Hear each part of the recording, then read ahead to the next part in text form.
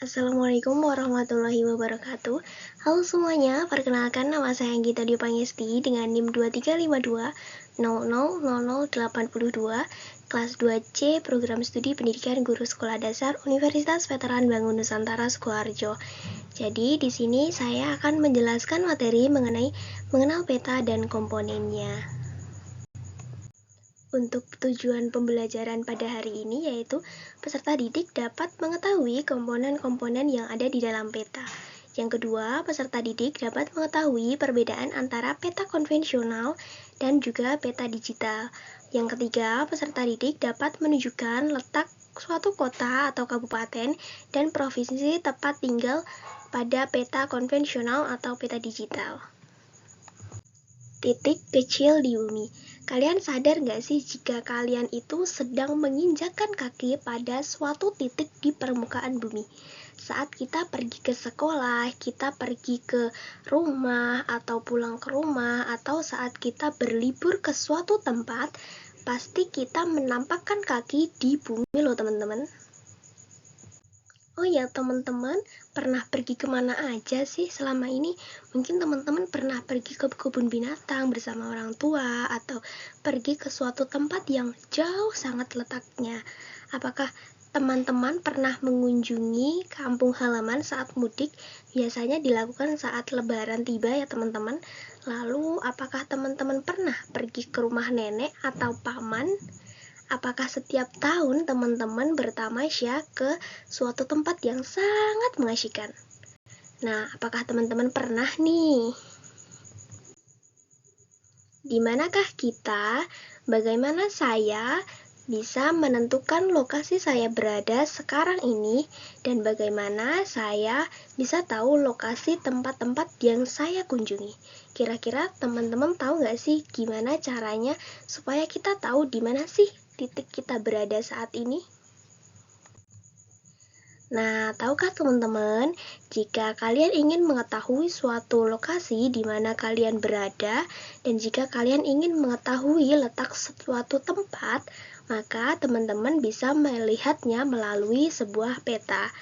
Iya benar, kalian bisa mengetahui suatu tempat melalui peta. Tapi, apakah teman-teman pernah mengetahui apa sih peta itu?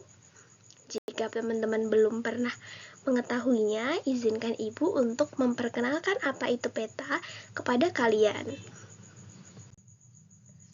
Nah, jadi apa sih peta itu? Peta adalah suatu gambar dari suatu wilayah atau tempat di muka bumi. Peta membantu kita untuk mengetahui arah seperti arah utara, selatan, timur, dan barat.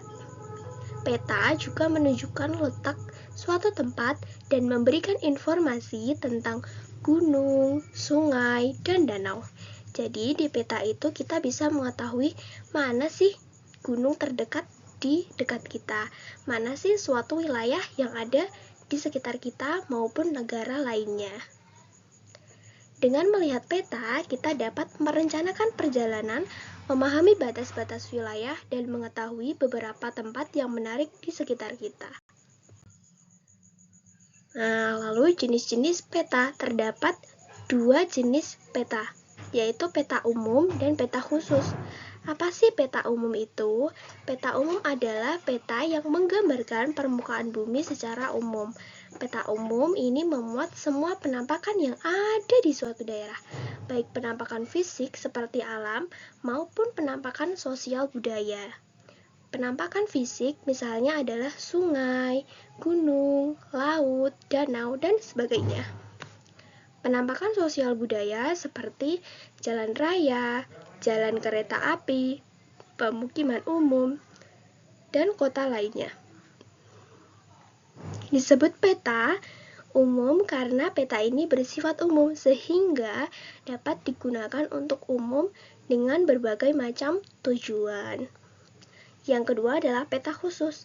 Disebut peta khusus atau peta tematik karena peta tersebut hanya menggambarkan satu atau dua kelompok pada permukaan bumi yang ingin kita tampilkan. Peta khusus menggambarkan kenampakan-kenampakan tempat baik fisik maupun sosial budaya. peta yang kita gunakan. Apa aja sih peta yang kita gunakan atau yang sering kita jumpai?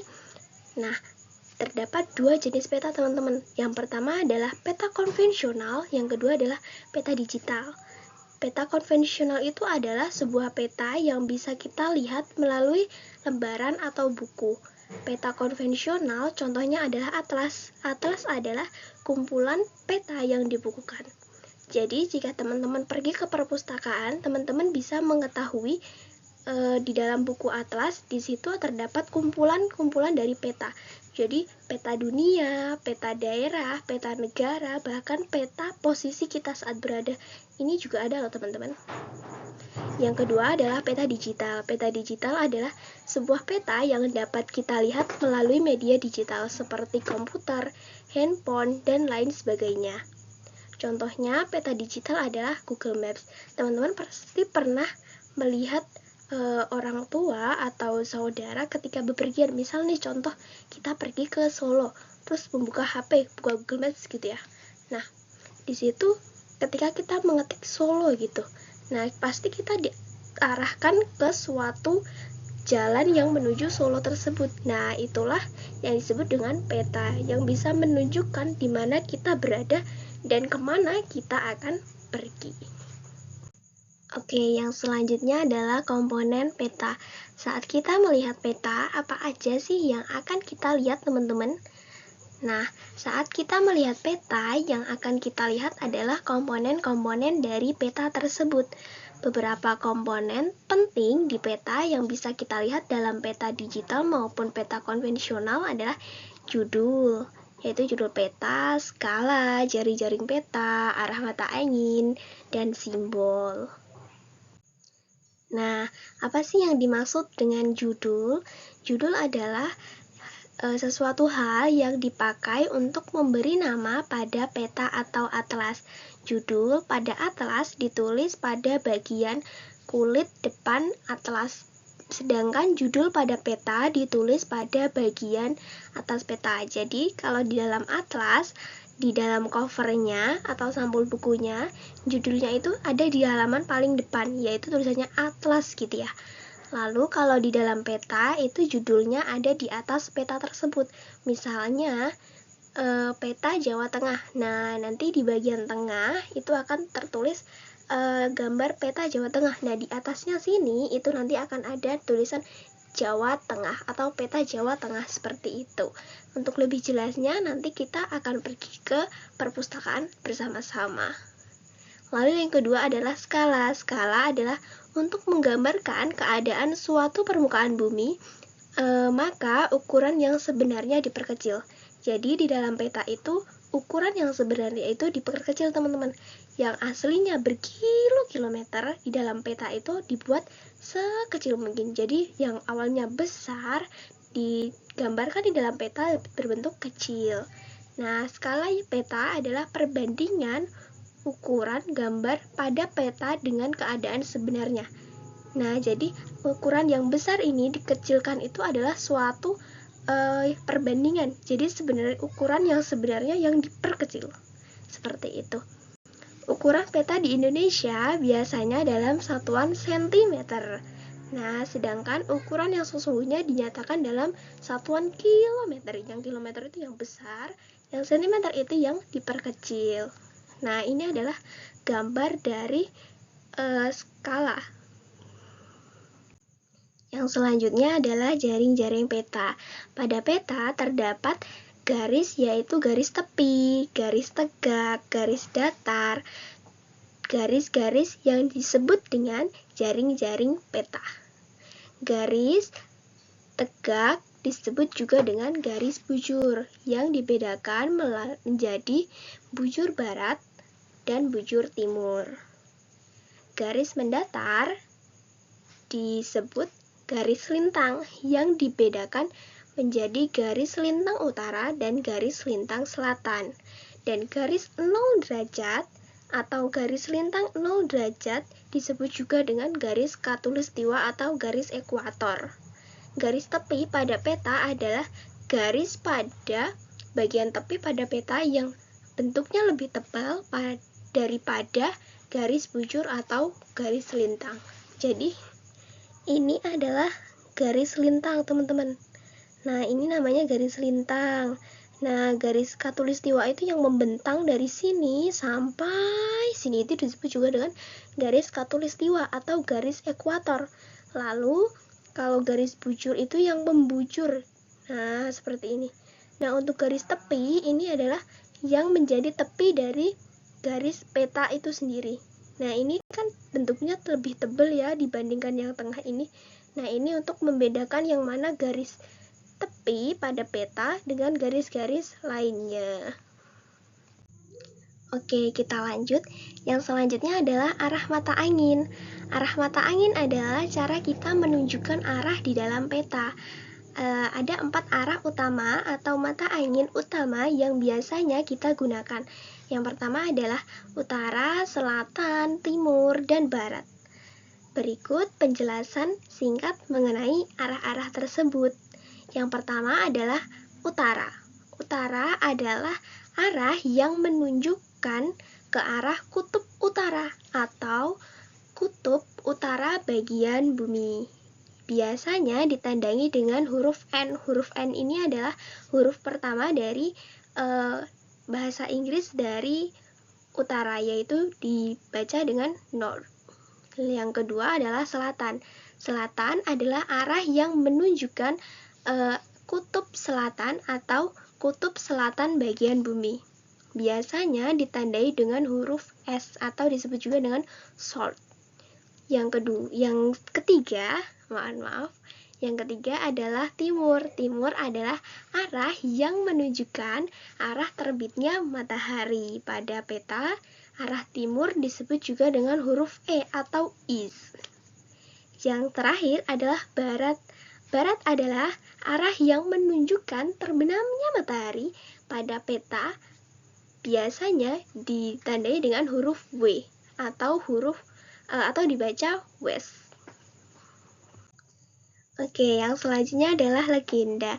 Legenda di dalam peta adalah disebut juga dengan simbol-simbol atau gambar tanda kecil yang digunakan untuk menunjukkan atau mewakili bagian dari objek suatu wilayah.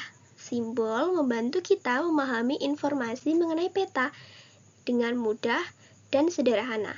Contohnya dari simbol adalah ini yang pertama. Nah, di dalam peta, ibu kota itu ditandai dengan simbol yang seperti ini, teman-teman. Kalau provinsi itu seperti ini. Jadi kalau ibu kota negara itu ada garis 2-nya. Yang ibu kota provinsi itu full dengan garis titik. Kalau kota madya atau kota kabupaten itu tengahnya kosong gitu ya. Yang selanjutnya adalah jalan tol. Garisnya ada 2. Kalau jalan raya biasa itu hanya 1. Lalu ini ada jalan kereta api, batas-batas provinsi, batas kabupaten, sungai, danau, gunung berapi aktif maupun mati, serta yang ini adalah bandara. Nah, ini nanti biasanya kita jumpai di dalam peta, teman-teman. Nah, yang selanjutnya adalah apa sih fungsi peta itu? Gunanya peta itu apa sih? Nah, setelah kita belajar mengenai komponen-komponen peta, kita belajar juga mengenai apa sih fungsi dari peta itu. Yang pertama, peta menunjukkan lokasi suatu tempat. Yang kedua, memberi gambaran tentang luas suatu daerah. Yang ketiga, peta memberitahu jarak antar satu tempat ke tempat yang lainnya.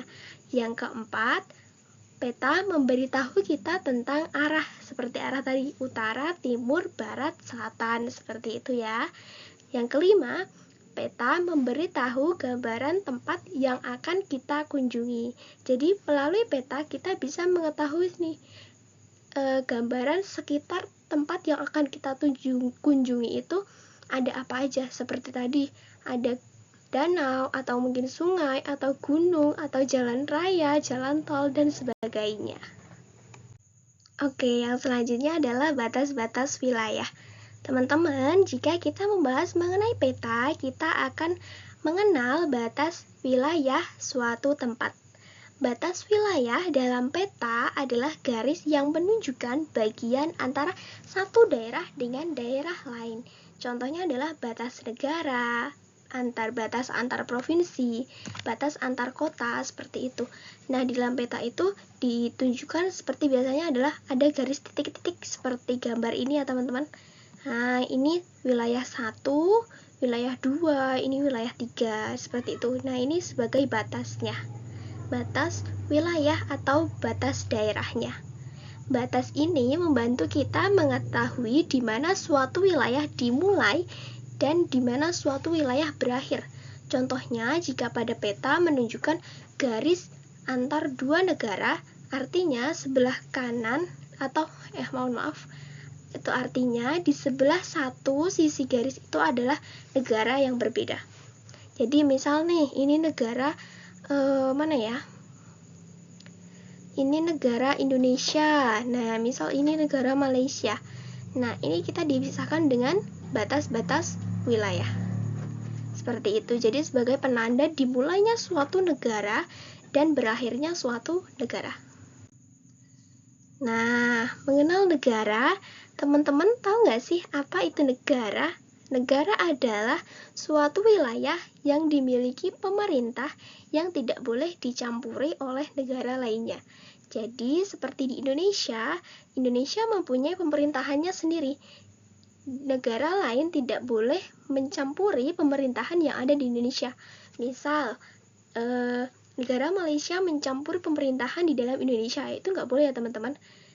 Dan sebaliknya, misal Indonesia mencampuri urusan negara lain seperti negara Malaysia, Singapura, dan negara lainnya, itu tidak diperbolehkan dikarenakan suatu negara memiliki pemerintahannya masing-masing yang tidak boleh dicampuri oleh negara lainnya. Negara apa sih yang teman-teman ketahui? Ada berapa banyak negara yang ada di dunia ini? Di dunia banyak sekali dengan total negara yaitu 195 negara teman-teman. Sekarang coba tebak, di negara manakah teman-teman ini lahir atau teman-teman tinggal? Mana ya? Nah, selanjutnya kita mengenal kota dan provinsi. Kota adalah suatu daerah yang lebih besar dan padat penduduknya di dalam sebuah negara. Jadi di dalam negara itu ada kota seperti Indonesia. Indonesia punya kota Jakarta, kota Semarang, kota Surabaya, seperti itu. Kota biasanya memiliki banyak bangunan, jalan-jalan, tempat-tempat yang menarik, seperti itu. Pada peta, kita dapat melihat kota-kota ditandai dengan simbol atau nama mereka masing-masing. Contohnya adalah Kota Semarang. Di dalam peta, itu nanti akan menunjukkan nama, yaitu lokasinya adalah Semarang. Seperti itu. Kalau misal Surabaya, nah nanti di dalam peta tersebut menunjukkan nama kotanya Surabaya. Provinsi. Provinsi adalah bagian wilayah yang lebih besar dari kota. Jadi, yang paling kecil itu kota, lalu yang lebih besar itu provinsi, lebih besarnya adalah negara. Nah, pada peta provinsi ditandai dengan batas-batas yang menunjukkan bagian antar wilayah. Setiap provinsi bisa memiliki kota-kota di dalamnya. Jadi, provinsi, misal Provinsi Jawa Tengah. Nah, Provinsi Jawa Tengah ini punya kota seperti Kota Semarang, Kota Solo, Kota Klaten, Kota Kebumen, seperti itu. Peta membantu kita mengetahui letak dan batas-batas provinsi serta kota-kota di dalamnya. Sekarang coba tebak provinsi yang kita tempati itu di provinsi mana sih? Nah, untuk lebih lanjutnya itu nanti akan menjadi pemahaman evaluasi pada pembelajaran hari ini ya teman-teman. Nah, telah selesai sudah pembelajaran kita pada hari ini. Semoga materi yang Ibu sampaikan dapat diterima dengan baik. Apabila teman-teman belum paham, teman-teman bisa menanyakan kepada Ibu kembali ya. Sampai jumpa di pertemuan berikutnya. Terima kasih atas partisipasi teman-teman dalam pembelajaran pada hari ini. Semoga ilmu yang diterima dapat bermanfaat serta dapat dipahami secara baik. Terima kasih. Billahi taufiq wal hidayah. Wassalamualaikum warahmatullahi wabarakatuh. Sampai jumpa teman-teman.